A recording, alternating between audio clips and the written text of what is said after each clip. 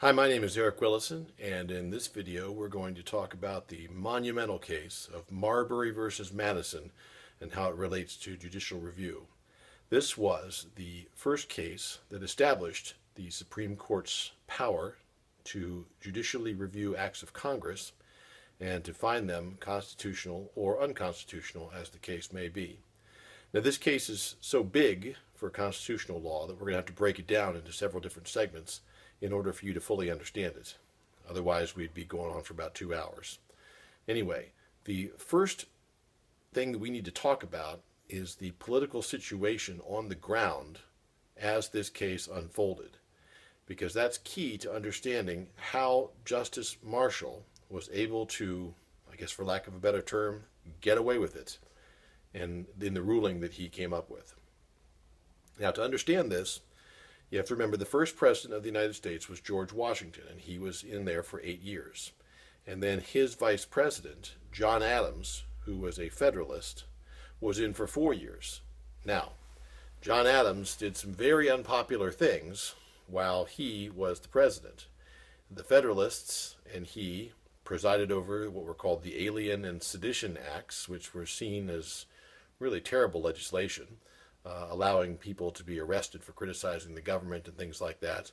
And so he was very unpopular. There were also some issues about whether he was too closely allied with Great Britain and things like that, whereas other people thought maybe we should be more allied with France.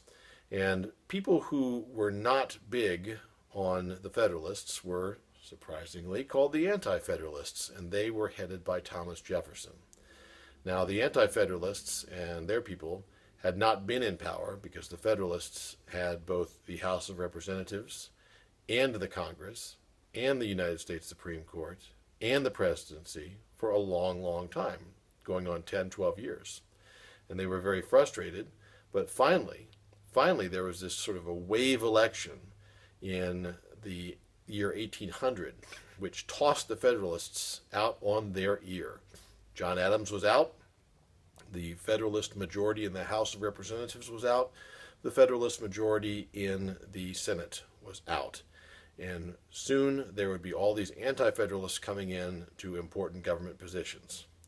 Now, in those days, the election was still held on that first Tuesday after the first Monday in November, just like we have it today. But what was different back then was there was a much longer period of time before the new officers came in to take over their offices. And nowadays, the new Congress and the new president get seated right around the second or third week of January. And they're in, and then they can start legislating and start acting in their offices. But in those days, it didn't take place, the switch didn't take place until March. It had to do a lot with crop schedules and the length of time that it took to travel from the far northern parts of the new United States of America, especially in the wintertime, on very, very bad roads. So they wouldn't try to rush them between November and January. It would go all the way into March. Well, that gave a lot of time for this lame duck Congress and this lame duck president to continue to act and continue to rule basically with impunity, because they knew they were going out of office anyway, so they could pass whatever they wanted to pass. Well, the Secretary of State under Mr. Adams, the second president of the United States, was a fellow named John Marshall. And Adams and Marshall were thinking, how in the world are we going to keep some sort of power for the Federalists after this wave election has tossed us all out? They thought and they thought and they thought about it, and then they realized, you know what? There is still this judiciary here. And what we can do is we can have our Federalist lame duck cronies pass a law, they called it the Circuit Court Act, which would expand the federal judicial bench by quite a few new judges, about 40 new judges and all sorts of new magistrates. And they could appoint to those positions before they left theirs. They could appoint a bunch of Federalist judges and a bunch of Federalist magistrates, all at the last second before they left. These were derisively called by the Anti-Federalists. They were called the Midnight Judges.